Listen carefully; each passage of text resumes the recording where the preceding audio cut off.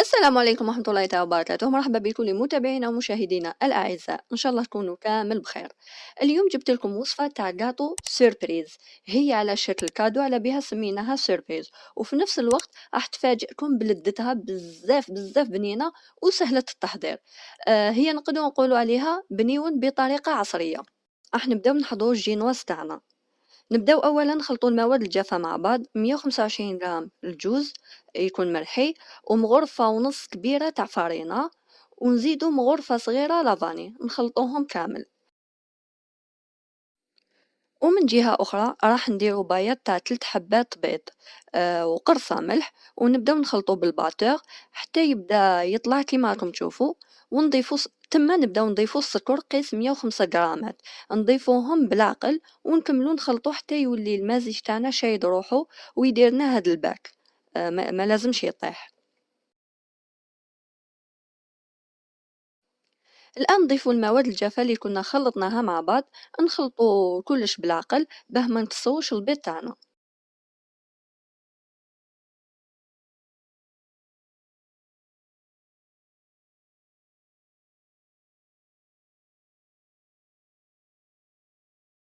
دوك نديرو هنا في هاد المول تاع السيليكون اللي جاي على شكل مكعبات.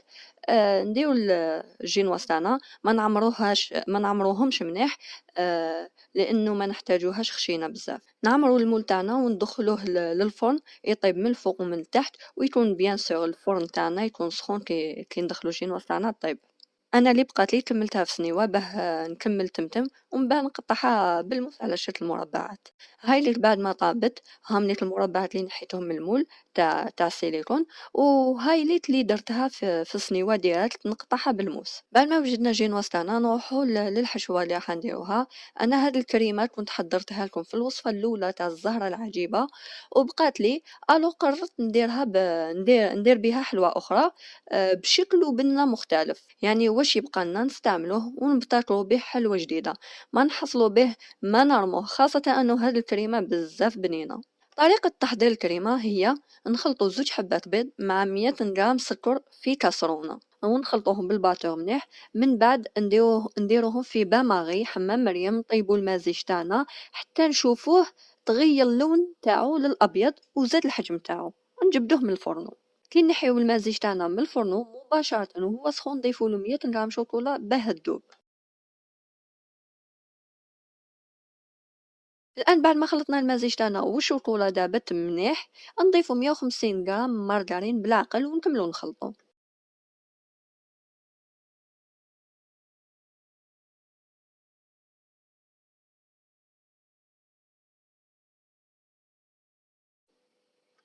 نضيفو 150 غرام جوز ونكملو نخلطو حتى يتخلط مليح. من بعد نخبو الحشوة تاعنا في الثلاجة باه تشد روحها. الآن نجيبو نفس المول تاع السيليكون اللي طيبنا به الجينواز، ونديرو فيه طبقة رقيقة تاع الشوكولا. ما تخلو حتى فراغ، خاصة في الكوانات باه ما تتكسر لكمش من بعد كي نحوها من المول. دايما المول تاع السيليكون قبل ما تستعملوه للشوكولا ديروه في الفريجيدان باه يبرد، باه غير تبداو تخدمو ديرو فيه الشوكولا تشد فيه وتيبس. الآن درنا الطبقة الأولى، ندخلوها للكونجيلاتور باه تجمد. كي تجمد نعاودو نجبدوها ونزيدو طبقة أخرى، ونزيدو ندخلوها الكونجيلاتور باه تجمد، حتى تجمد، باه نعمروها بالكريمة والجينواز، باه نتحصلو على طبقة مغطية كامل وما تتكسرش وما تتشققش. بعد ما جمدت الشوكولا نجيبو الكريمة تاعنا ونديروها لداخل، ما نعمروش المول مليح، لأنه راح نزيدو طبقة تاع الجينواز. كي نديرو الجينواز نغطيوها بشوكولا كامل وندخلوها الكونجيلاتور تجمد. كي تجمد نحوها من المول، راح يتشكل عندنا مكعب محشي.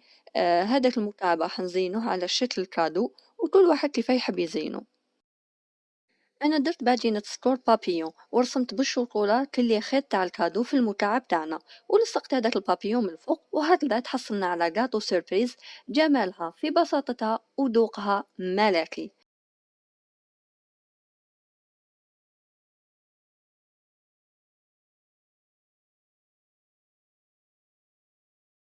هاي اللي حلوتنا الوصفة الرابعة للعيد، حلوة سهلة اقتصادية وبنينة بزاف، راح الكل يعشقها. إن شاء الله تكون عجبتكم وتجربوها. صحة فطوركم وإلى الملتقى إن شاء الله، ودمتم سالمين.